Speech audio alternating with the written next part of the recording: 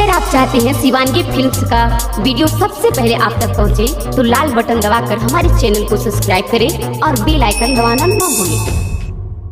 आई बाबूजी के लिए प्रणाम करा बाबूजी। कौची बोलनी रे?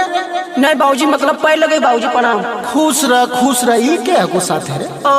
बड़ी कौची पूछो को गेलिए तो झाड़िया से शादी करके ले लिए पुतहिया ना को बाबूजी। अरे रे ई तो कोइलबो सब करिया रे रे। हां कौची तू बोला को बाबूजी?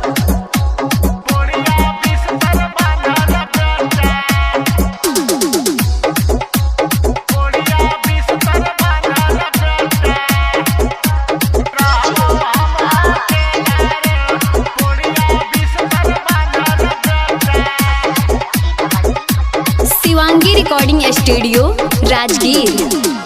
दिमगबा हाउ चौड़ा रे बेटा समझ में बप्पा के लंग। दिमगबा हाउ चौड़ा रे बेटा समझ में केला के घौरा रे। अब बोड़िया बिस्तर बांध रे बेटा रहबो हम अकेला रे। बोड़िया बिस्तर बांध रे बेटा रहबो हम अकेला रे। बोड़िया बिस्तर बांध रे बेटा। गलती हो लो जी पापा, गलती हो लो जी।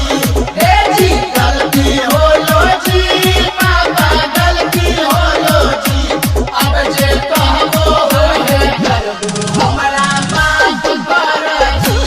अब जे कहबो होए करबो हमरा माफ कर जी। काम करे लगे ना हलझरिया मौगी लाइना करिया रे। काम करे लागे ना हलझरिया मौगी लाइना करिया रे। अरे खाना बनावे के समय में दोनों बंद करही के बढ़िया रे। अरे खाना बनावे के समय में दोनों बंद करही के बढ़िया रे। अरे खाना बनावे के समय में दोनों खाना बनाई दो जी पापा, खाना बनाई दो जी। ए जी खाना बनाई दो जी पापा, खाना बनाई दो जी।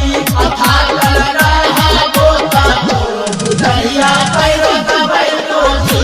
अथाकल रहा बोता तोरो बुझैया पैरो दबाई दो जी। पढ़े समय में कहानी बेटा 16 दुनिया 8 रे। पढ़े समय में कहानी बेटा 16 दुनिया 8 रे। राकेश किशन माँ के नहीं तू माना हानि एको बात रे। राकेश किशन माँ के नहीं तू माना हानि एको बात रे। राकेश किशन माँ के माना हानि। दिमगबा हाउ चौड़ा रे बेटा समझ में बप्पा के लंग। दिमगबा हाउ चौड़ा रे बेटा समझ में केला के घौरा रे। अब बोड़िया बिस्तर बांध रे बेटा रहबो हम अकेला रे। बोड़िया बिस्तर बांध रे बेटा रहबो हम अकेला रे। बोड़िया बिस्तर बांध रे बेटा। Shivangi recording studio Rajgir.